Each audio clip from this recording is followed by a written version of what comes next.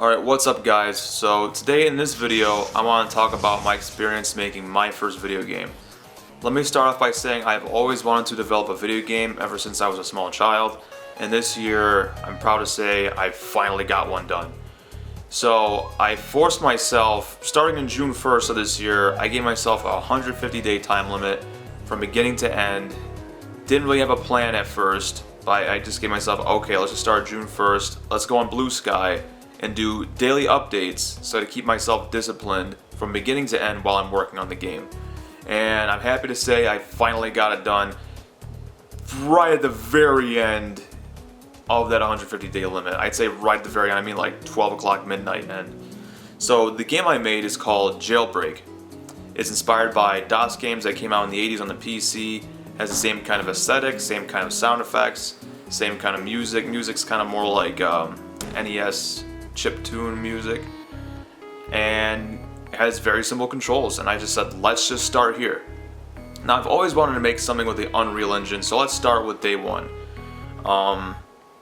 So on day one I wanted to focus on my strengths, which is design, animation, sprite creation, music. I think the first thing I did was the main menu theme song, sound effects, things like that. I have more background with design and animation and things like that. So I started there, and I have a lot of sprite sheets. I think I made about over 497 sprites in total for the game, and I think in the very end I used maybe half of them. A lot of the animations I ended up not being able to utilize because it wouldn't have made any sense.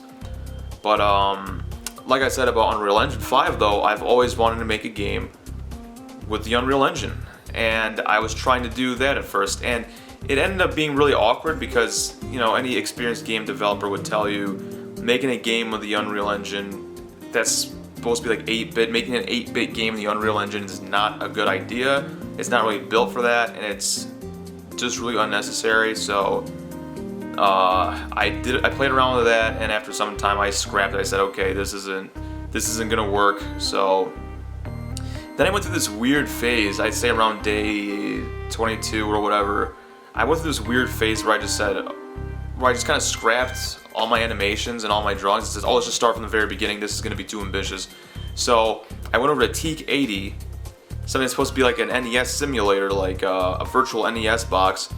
I wanted to try learning stuff on Teak 80, so I spent several weeks learning stuff on there.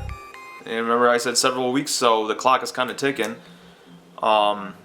And that fell through too, and so I'm just kind of like, yo, what am I doing? We're on like day 30, 40 something, and we have hardly any progress made. We only have like 100 days left, and there's not much progress. 100 days is not that much time to develop a game, so I decided to go back to the sprites that I already made and just say, let's not let these go to waste. We put a lot of work into them. It was really fun to design the sprites and the animations because I was doing what they did with those old, I was doing something similar to what they did during those old Mortal Kombat games where they did the character poses, the reenactment, the punches, the jumps, the crouches, the walks, and the runs and stuff.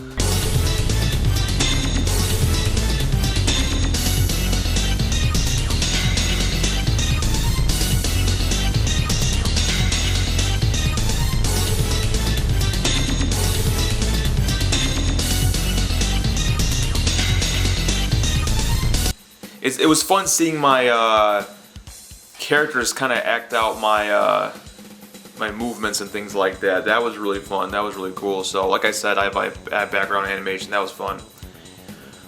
But going back to the game process, I decided to go to Godot. I decided to go to the Godot 4.2 to make the game, and I was able to get comfortable with it pretty quick, but I still had a lot to learn. I was learning on Godot 4.2, and it was much more easier to use than the Unreal Engine. So I took a tutorial course. I believe it was a 10-hour course. I think it was from Rapid Vectors. I forgot the name of the guy who made the course, but it was from Rapid Vectors. It was a guy who was making a Metroidvania tutorial series. I actually spent time transcribing all the things I learned from his lessons onto Word documents so I can use for later reference. So this was maybe day 40 something, 50 something. So I really sat down for a long period of time at the computer, learning this stuff, transcribing it to Word documents, and I had over 100 something pages worth of notes. So that was a lot to work with. So I spent maybe 30 days after that taking the things I learned from that tutorial into my game. So we're on like day 90 something now. And some things were pretty easy to do and some things not so much. I think the hardest, doing like picking up items, sound effects, movement, jumps, stuff like that was pretty easy to program. I don't have much programming experience, by the way. I'm not really a programmer. I had to cut down on a lot of content because there was no way I was going to get my original game done. And sometime around day 90, I kind of lost motivation. I guess because I realized how much more work I really needed to do to get this finished. I lost some motivation, and I got distracted throughout September and started doing stuff that didn't really matter. So until a friend of mine called me from years ago, it was a coworker, called me on the phone saying, "Hey, what's up?" And I told him what I was doing. I said, "Oh yeah, I'm working on a video game."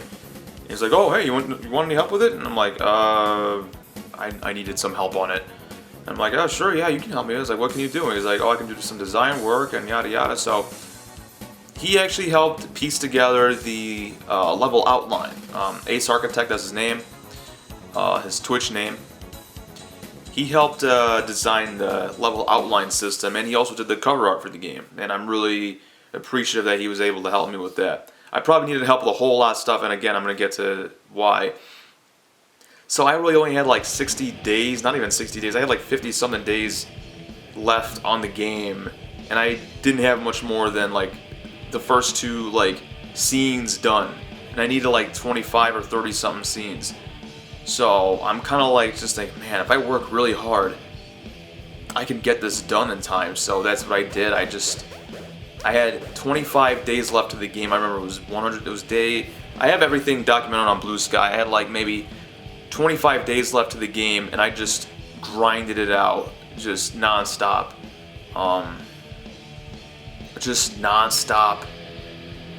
Just waking up, going to the computer, and going to sleep. Just working from like 8 in the morning to like 10, 11 at night on my PC. That's that crunch time that everyone was talking about, and I just got the game done right at the 12 o'clock point on the very last day, and there were still some little bugs I had to fix. But let me get into, did I enjoy the process? And I'm gonna be real, the only thing I enjoyed working on with this game was the design, because that's what I have experience in. The programming of things like the enemy AI was very challenging. It was very it was maddening actually. I realized I couldn't make this whole game with the code that I transcribed from the tutorial series. So you guys are gonna judge me on this, but I had to turn to ChatGPT. I had to turn to ChatGPT to help, and I still was only able to get the game just barely done on time. Sometimes ChatGPT made some mistakes, sometimes it was really good with GDScript, but because of the time crunch I gave myself, ChatGPT was really good with it. Yeah, by the time the game was done, I was just glad it was over. Like, I was just sitting at the computer. By the time it was over, I looked like a shaggedy mess. Just a raggedy mess, I should say. I looked like a raggedy mess by the time it was over.